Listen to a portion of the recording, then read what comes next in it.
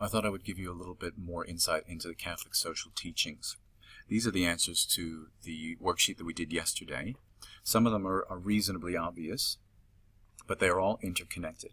And these are all the principles that guide us in living in a moral world and a way that we can make the world a better place. So when talking about human dignity, we're talking about the world that we live in, which features materialism, people wanting stuff, and declining respect for human life.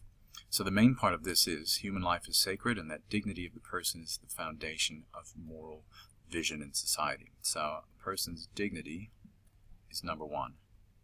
A human life is sacred, and this is pretty much, if there's a number one on the list, it's this one. And if there's a number two on the list, it's this one, and that's community and the common good.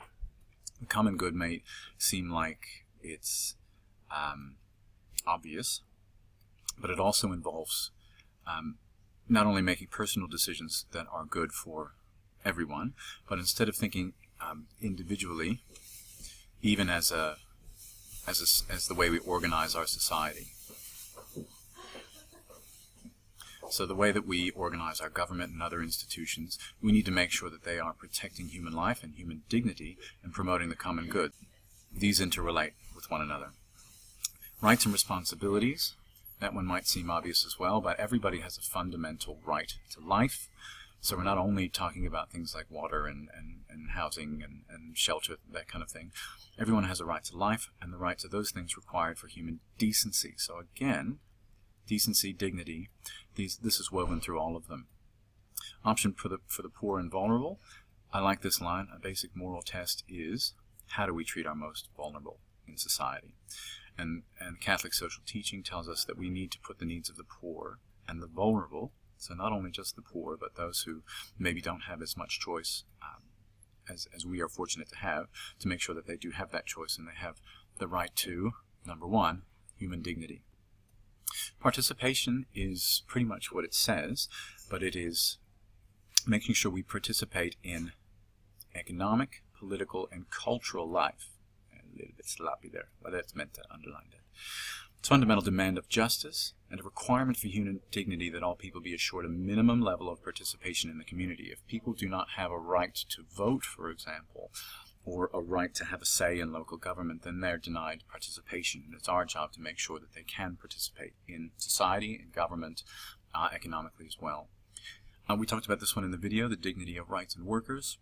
It's the right to productive work, decent fair wages, to organize unions, and property and economic initiative. So basically that's pretty sloppy, I'll take that out. So basically it's what it says, as workers have rights and they cannot just be worked into the ground, and that's a relatively new thing as we saw in the video. Stewardship of creation is the environment. We're called to protect people and the planet. People and the planet. Living our faith in relationship with all God's creation. So we are called to protect everything from the global warming to the smallest creature on the planet. That's what stewardship of creation is about. It's about looking after our earth. Solidarity is togetherness. We are all our brothers and sisters keepers.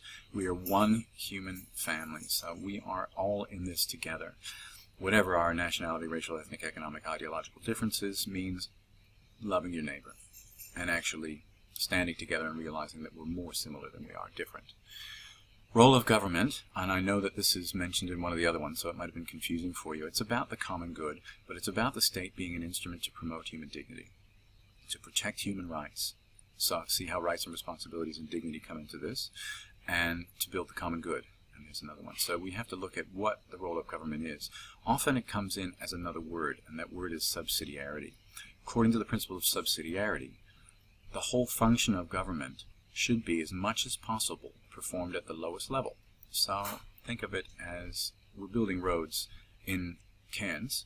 Who should make those decisions? People who are actually here, people who are working here in government that see what is needed at this level, people that understand the needs of the people where they are. As long as they can be performed adequately. If not, then we need higher government. So it's not saying that the role of government is to not be there. It's saying wherever we can, the principle of subsidiarity is try and help people to be able to have the ability and the means to solve their own problems and make their own decisions. As far as promoting human dignity, human rights, and the common good. Finally, the promotion of peace is what it says. Unlike the words of Pope John Paul II here, peace is not just the absence of war. It's mutual respect, it's confidence between people and nations. Peace is the fruit of justice, and remember, peace and justice go hand in hand. Sometimes you get one without the other, and that's not really lasting peace. Peace is the fruit of justice and is dependent upon right order among human beings. So right down to the very lowest level of how we interact with one another, that can be the promotion of peace. It's not just big war machines and big people making decisions on our behalf. It's us and how we behave with each other every day.